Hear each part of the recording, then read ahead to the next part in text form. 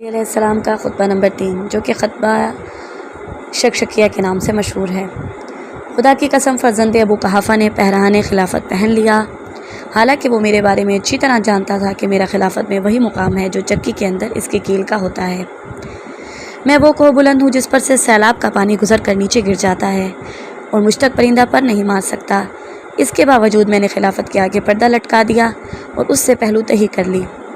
اور سوچنا شروع کیا کہ اپنے کٹے ہوئے ہاتھوں سے حملہ کروں یا اس سے بھیانک تیرگی پر صبر کر لوں، جس میں سن رسیدہ بالکل ضعیف اور بچہ بوڑھا ہو جاتا ہے اور مومن اس میں جدوجہد کرتا ہوا اپنے پروردگار کے پاس پہنچ جاتا ہے۔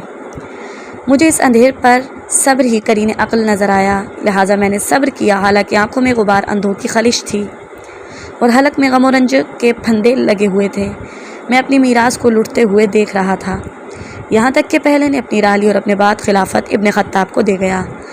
پھر حضرت نے یہ شعر پڑھا، کہاں یہ دن جو فاقے کے پالان پر کٹتا ہے اور کہاں وہ دن جو حیان برادر جابر کی صحبت میں گزرتا تھا۔ تعجب ہے کہ وہ زندگی میں تو خلافت سے سبق دوش ہونا چاہتا تھا، لیکن اپنے مرنے کے بعد اس کی بنیاد دوسرے کے لیے استوار کرتا گیا۔ بے شک ان دونوں نے سختی کے ساتھ خلافت کے تھنوں کو آپس میں بانٹ لیا۔ اس نے خلافت کو ایک سخت و درشت محل میں رکھ دیا جس کے چرخے کاری تھے، جس کو چھو کر بھی درشتی محسوس ہوتی تھی، جہاں بات بات میں ٹھوکر کھانا اور پھر عذر کرنا تھا، جس کا اس سے سابقہ پڑے وہ ایسا ہے جیسے سرکش اونٹنی کا سوار کہ اگر مہار کھینچتا ہے تو اس کی منہ زوری سے اس کی ناک کا درمیانی حصہ بھی شگافتہ ہو جاتا ہے، جس کے بعد مہار دینا ہی ناممکن ہو جائے گا، اور اگر باغ کو ڈھیلا چھوڑ دیتا ہے تو وہ اس کے ساتھ مہلکوں میں پڑ جائے گا۔ اس کی وجہ سے بقائے ازردی کی قسم لوگ کجروی، سرکشی، متلون مزاجی اور بے راہروی میں مبتلا ہو گئے۔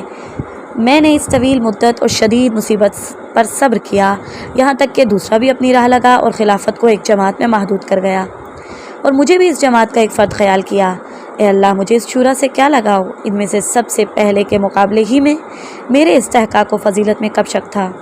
جو اب ان لوگوں میں سے بھی شمار کر لیا گیا ہوں، مگر میں نے یہ طریقہ اختیار کیا تھا کہ جب وہ زمین کے نزدیک ہو کر پرواز کرنے لگیں تو میں بھی ایسا ہی کرنے لگوں، اور جب وہ اونچے ہو کر اڑنے لگیں تو میں بھی اس طرح پرواز کروں، یعنی حتی الامکان کسی نہ کسی صورت سے نباہ کرتا رہوں۔ ان میں سے ایک شخص تو کینہ و عناد کی وجہ سے مجھ سے منحرف ہو گیا، اور دوسرا دامادی اور بعض ناگفتہ بے باتوں کی وجہ سے ادھر جھک گیا، یہاں تک کہ اس قوم کا تیسرا شخص پیٹ پھیلائے سرگے اور چارے کے درمیان کھڑا ہوا، اور اس کے ساتھ اس کے بھائی بند اٹھ کھڑے ہوئے جو اللہ کی مال کو اس طرح نگلتے تھے جس طرح اونٹ فصل ربع کا چارہ چرتا ہے، یہاں تک کہ وہ وقت آ گیا جب اس کی بٹی ہوئی رسی کے بل کھل گئے اور اس کی بدعمالیوں نے اس کا کام تمام کر دیا اور شکم پوری نے اسے منہ کے بل گرا دیا۔ اس وقت مجھے لوگوں کے ہجوم نے دہشت زدہ کر دیا جو میرے جانب بجو کے عیال کی طرح ہر طرف سے لگاتار بڑھ رہا تھا، یہاں تک کہ عالم یہ ہوا کہ حسن اور حسین کچھ لے جا رہے تھے اور میری ردا کے دونوں کنارے پھٹ گئے تھے۔ وہ سب میرے گرد بکریوں کے گلے کی طرح گھیرا ڈالے ہوئے تھے، مگر اس کے باوجود جب میں امر خلافت کو لے کر اٹھا تو ایک گروہ نے بیعت توڑ ڈالی اور دوسرا دین سے نکل گیا اور تیسرے گروہ نے فسق اختیار کر لیا، گویا انہوں نے اللہ کا یہ ارشاد سنا ہی نہ تھا کہ یہ آخرت کا گھر ہم نے ان لوگوں کے لیے قرار دیا ہے جو دنیا میں نہ بے جا بلندی چاہتے ہیں، نہ فساد پھیلاتے ہیں، اور اچھا انجام پرہیزگاروں کے لیے ہے۔ ہاں خدا کی قسم ان لوگوں نے اس آیت کو سنا تھا اور یاد کیا تھا، لیکن ان کی نگاہوں میں دنیا کا جمال کھپ گیا اور اس کی سجدت نے انہیں لبھا دیا۔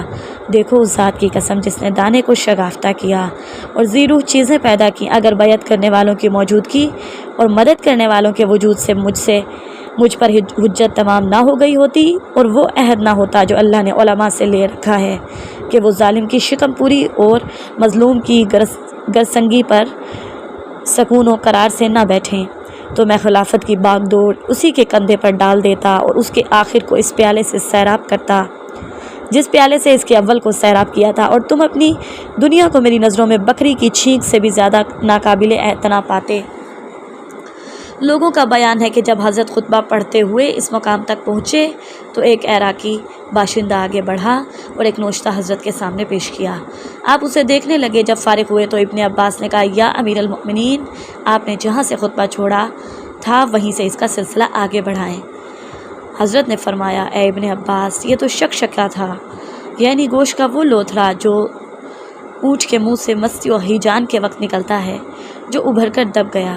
ابن عباس کہتے تھے کہ مجھے کسی کلام کے متعلق اتنا افسوس نہیں ہوا جتنا اس کلام کے متعلق،